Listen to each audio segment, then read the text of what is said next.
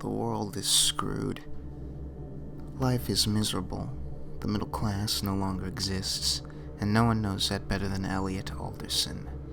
Morphine addiction, daddy issues, any number of possible mental and social disorders, he's got it all.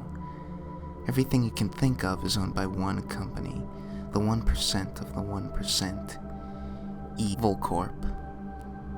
Elliot wants to save the world from their corporate overlords. Not enough to actually do anything about it, of course. He's too powerless for that. So instead, he uses his incredible hacking abilities to take down the dregs of society wherever they should enter his circle. It's small, at least until he's approached by a group of fellow hackers called F Society, led by the one and only Mr. Robot. Okay, that's enough of that for now.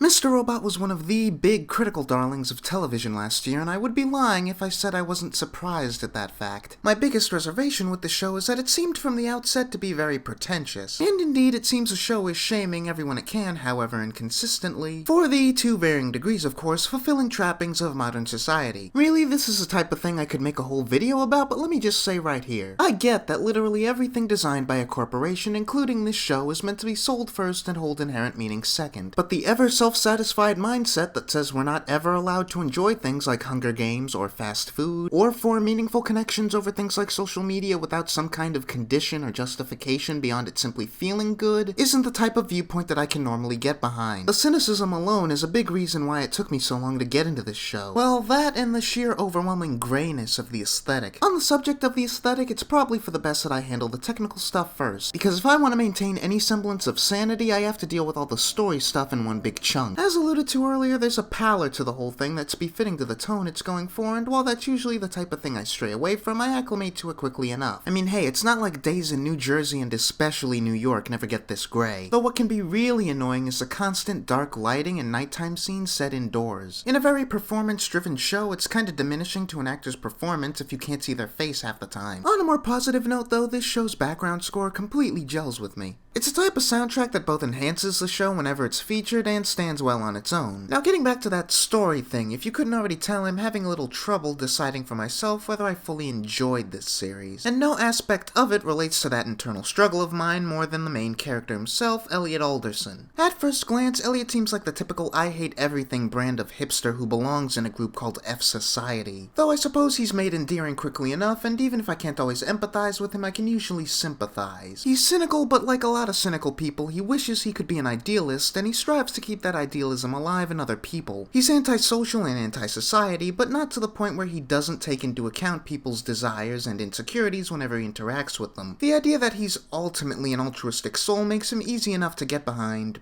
At first. Rami Malek also deserves a fair share of credit though, as his performance makes Elliot seem a lot more fragile than self-satisfied, even as he's taking people down a peg.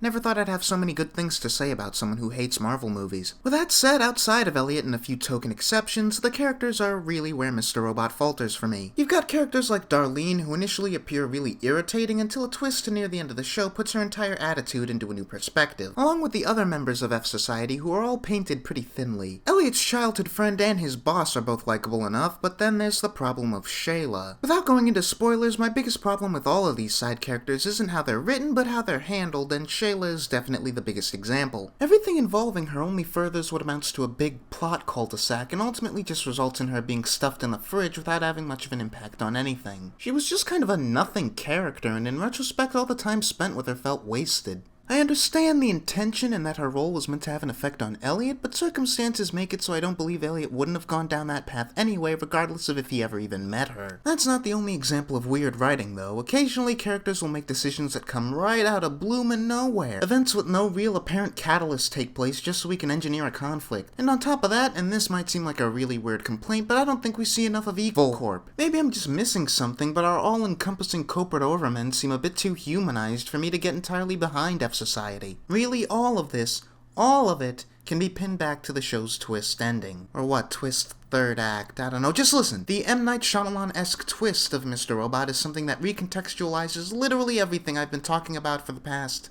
how long was it? 4 minutes 52 seconds. If you share the problems I have with this show, then this ending will either fix them completely or, as was the case with myself, exacerbate them. Granted, you know what, I may be preemptively ruining things just by telling you there is a twist at all, and if you're sharper than me, you'll probably be able to pick up what it is early on, but that's not the point. The point is that this twist closes some holes and opens a lot more. It's the kind of twist where you realize that at least some of the things that have been bothering you throughout the story were meant to bother you, and then it's left up to you to decide whether or not that excuses anything. Was I ever meant to get behind F Society in the first place? Is Equal Corp really that bad? Was the effect of feeling completely distanced from most of these people even after 10 episodes intentional? And exactly how close or far from our own reality is this supposed to be anyway? At its core, Mr. Robot is a story about misplaced priorities, at least that's how I look at it. Most, if not all of the characters, even those firmly on the sidelines, are defined by a lack of perspective. They all care too much about one thing that they think will fulfill them, and without giving anything away, I think it says a lot that at the end of the season, both myself and all of the present characters come out of it completely missing any sense of visceral satisfaction. And then you realize that the one person this probably doesn't apply to is a total psychopath who only shows up in 2 episodes, and you can't help but laugh. It's a very, very well-made show, and I don't question for a second why it has all the accolades it does. The upcoming second season has my interest, but on top of having a bit too many intrinsic stylistic elements that don't gel with me in particular, this first run of episodes was difficult to finish and even more difficult to talk about. Having finished it, I'm not remotely sure what it is it wants me to think about itself. And you know what? I understand that there's merit in that. And being challenged by something, forced, if you will, to piece together for yourself what everything means, and the more I think about it, the more I've no doubt that's what Mr. Robot is trying to do. It's making me ask these questions intentionally, and that's the type of thing that can only ever be described as avant-garde. Unfortunately, this is a review, and while the fact that I could make endless videos on the ramifications of this show alone is a point in its favor, a qualitative statement on my own personal enjoyment was an obligation, and I can't lie to myself and say that the show was one I particularly enjoyed more than anything else, regardless of how intelligent it is.